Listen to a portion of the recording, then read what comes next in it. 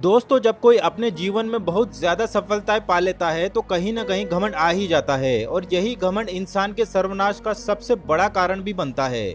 और यह भी कहते हैं कि जीवन में सफलता पाना तो आसान है, लेकिन उस सफलता को बरकरार रखना बहुत मुश्किल है। कुछ ऐसा ही हुआ एक समय की चैंपियन टीम ऑस्ट्रेलिया के साथ। साल 2007 से पहले ऑस्ट्रेलियाई टीम इतनी मजबूत थी कि उसे हरा पाना सबसे मुश्किल था। आईसीसी के किसी भी टूर्नामेंट में सिर्फ ऑस्ट्रेलिया का ही नाम रहता था, चाहे 1999 का वर्ल्ड कप हो या 2003 का वर्ल्ड कप, बादशाह तो हमेशा ऑस्ट्रेलिया ही था। और 2006 चैंपियंस ट्रॉफी के फाइनल सेरेमनी में ऑस्ट्रेलियाई टीम का उस समय के बीसीसीआई प्रेसिडेंट शरद पवार को स्टेज से हटाने की हरकत तो लोग आज भी नहीं भूले हैं। ऑस्ट्रेलियाई टीम का घमंड और बढ़ गया जब टी20 वर्ल्ड कप से ठीक पहले 2007 में ऑस्ट्रेलिया 50-50 वर्ल्ड कप जीतकर लगातार तीसरी बार सरदार बन गया था। और दुनिया ने उस समय पहले से ही अंदाजा लगा रखा था कि 2007 के टी20 वर्ल्ड कप को जीतकर ऑस्ट्रेलिया तीनों आईसीसी टूर्नामेंट का मालिक बन जाएगा। लेकिन आप सब भी यह बात जानते हैं कि घमंड ज्यादा समय तक नहीं रह पाता, किसी को तो ऑस्ट्रेलिया का घमंड तोड़ना ही था। दोस्तों, ये बात 2007 वर्ल्ड कप के सबसे बड़े सेमीफाइनल की है, जहां दुनिया की सबसे बड़ी टीम और इस वर्ल्ड कप की सबसे बेहतरीन टीम एक दूसरे से भिड़ने वाली थी। सेमीफाइनल मैच की शुरुआत हुई और भारत ने टॉस जीतकर पहले बल्लेबाजी करने का फैसला किया।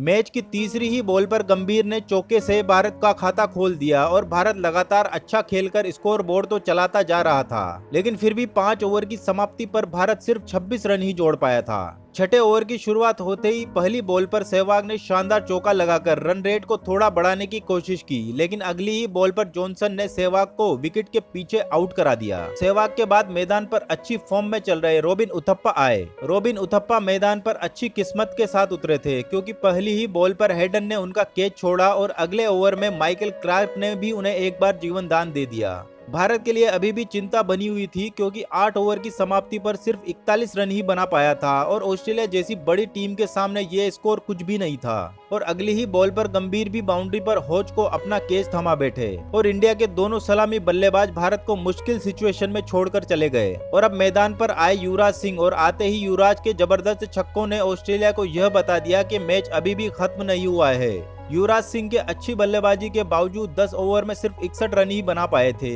युवराज सिंह की अच्छी बल्लेबाजी के बावजूद भारत 10 ओवर में सिर्फ 61 रन ही बना पाया था, लेकिन उसके बाद युवराज सिंह ने अपना आक्रामक रूप अपनाया, जिससे ऑस्ट्रेलिया को अपना खात्मा सा नजर आने लगा था। युवराज सिंह के बल्ले पर जो बॉल आ रही थी बस वह बाउंड्री पर जा रही थी। इस ऐतिहासिक सेमीफाइनल पर युवराज सिंह के बल्ले से चौके छक्के रुक ही नहीं रहे थे और देखते ही देखते एक शानदार छक्के से युवराज ने मात्र 20 गेंदों में 50 रन कंप्लीट कर लिए। दोस्तों, जहां 10 ओवर में भारत सिर्फ 61 रन पर था, वहीं 14 ओवर तक पहुंचते पहुंचते 114 रन पर हो गया। अगले ओवर से रोबिन उथप्पा ने भी अपने हाथ खोले और एक लंबा छक्का लगाया, लेकिन उसके बाद युवराज और उथप्पा के तालमेल की कमी के कारण अगली ही गेंद पर उथप्पा रन आउट हो गए। और अब मैदान पर युवराज सिंह का साथ देने कप्तान MS धोनी आए और आते ही साइमंड्स को शानदार चौका लगाकर अपने इरादे ऑस्ट्रेलिया को बता दिए। युवराज भी उनके बाद कहां रुकने वाले थे, वह छक्के चौके लगाते रहे, लेकिन 17वें ओवर की तीसरी बॉल पर वह 30 गेंद पर 70 रन बनाकर आउट हो गए। लेकिन तब तक वह मैच को एक मजबूत स्थिति में ला चुके थे और अब भारत के पास 15 गेंदें बची हुई थी। धोनी ने भी तेजी से कई चौके छक्के लगाए और स्कोर बोर्ड को बढ़ाने की कोशिश की, क्योंकि उन्हें पता था कि ऑस्ट्रेलिया के लिए कोई भी स्कोर बड़ा नहीं हो सकता। युवराज के बाद आए रोहित शर्मा ने भी धोनी का बखूबी साथ दिया। धोनी ने 18 बॉल पर 36 रन बना लिए थे, लेकिन मैच की सेकंड लास्ट बॉल पर धोनी रन आउट हो गए और आखिरी बॉल पर भी किस्मत ने भारत का साथ नहीं छोड़ा और पठान के हेलमेट से बॉल लगकर चौके के लिए चली गई। पहली इनिंग में भारत ने 189 रन का लक्ष्य ऑस्ट्रेलिया को दिया था, लेकिन उस समय की ऑस्ट्रेलिया टीम आज की ऑस्ट्रेलिया टीम से कहीं ज्यादा मजबूत थी, क्योंकि उसमें हुनर था और वह बड़े बड़े स्कोर को भी एकदम छोटा साबित कर सकते थे। और अब ऑस्ट्रेलिया की इनिंग की शुरुआत हुई और आते ही गिलक्रिस्ट ने ऑस्ट्रेलिया को चौके छक्के लगाकर अच्छी शुरुआत दे दी थी, क्योंकि गिलक्रिस्ट भी जानते थे कि इस स्कोर का पीछा करना इतना आसान भी नहीं था।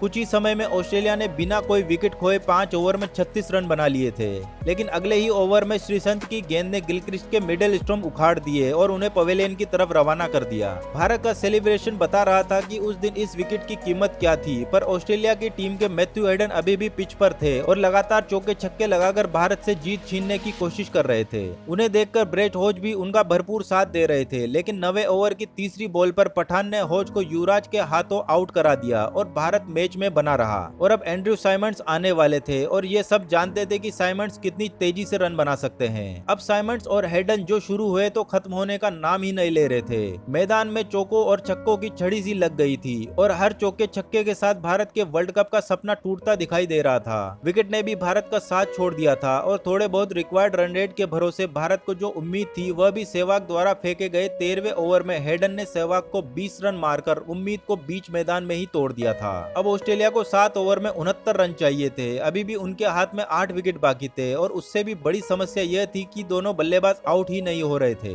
और उसके अगले ही ओवर में साइमंड्स ने भज्जी को छक्का लगाकर और डरा दिया। लेकिन अगले ही ओवर में श्रीसंत की तेज यॉर्कर गेंद ने हेडन के ऑफ स्टंप को उखाड़ दिया और भारतीय खिलाड़ियों की उम्मीद फिर से जगा दी। लेकिन एक मुसीबत पवेलियन जा रही थी तो दूसरी मुसीबत बनकर मिस्टर क्रिकेट कहे जाने वाले माइक हसी पवेलियन से मैदान की तरफ आ रहे थे। फिर दोनों ही बल्लेबाजों ने ऑस्ट्रेलिया की स्कोर बोर्ड को चलाना शुरू किया और एक समय पर ऑस्ट्रेलिया को 23 बॉलों में 40 रन तक पहुंचा दिया। लेकिन अगली ही बॉल पर हसी ने पठान को एक जोरदार छक्का जड़ मैच को कहीं न कहीं भारत से छीन ही लिया था, क्योंकि अब ऑस्ट्रेलिया को 22 बॉलों पर सिर्फ 34 रन की जरूरत थी। लेकिन उसी ओवर में पठान ने साइमंड्स को बोल्ड कर यह बता दिया कि भारत भी किसी से कम नहीं है, क्योंकि इतनी आसानी से यह वर्ल्ड कप जाने नहीं देना है। अब आखिरी 3 ओवर में 30 रनों की जरूरत थी और ऑस्ट्रेलिया के हाथों में अभी भी 6 विकेट थे। लेकिन 18वें ओवर की पहली बॉल पर भज्जी ने क्लार्क को बोल्ड कर पूरे मैदान का जोश फिर से जिंदा कर दिया और बची 5 बॉलों पर सिर्फ 3 रन देकर मैच को भारत की मुट्ठी में कर लिया। और उसके अगले ओवर में भी आरपी सिंह ने सिर्फ 5 रन देकर मैच को इंडिया की तरफ ही बनाए रखा।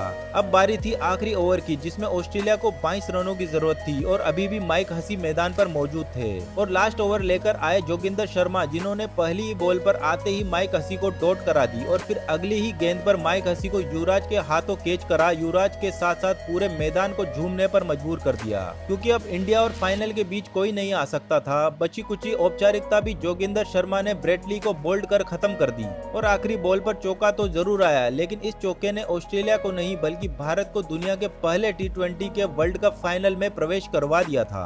और इसी के साथ एक युवा भारतीय टीम ने ऑस्ट्रेलिया टीम को वर्ल्ड कप से घर का रास्ता दिखा दिया और उन्हें बता दिया कि आप भी वर्ल्ड कप से बाहर हो सकते हो।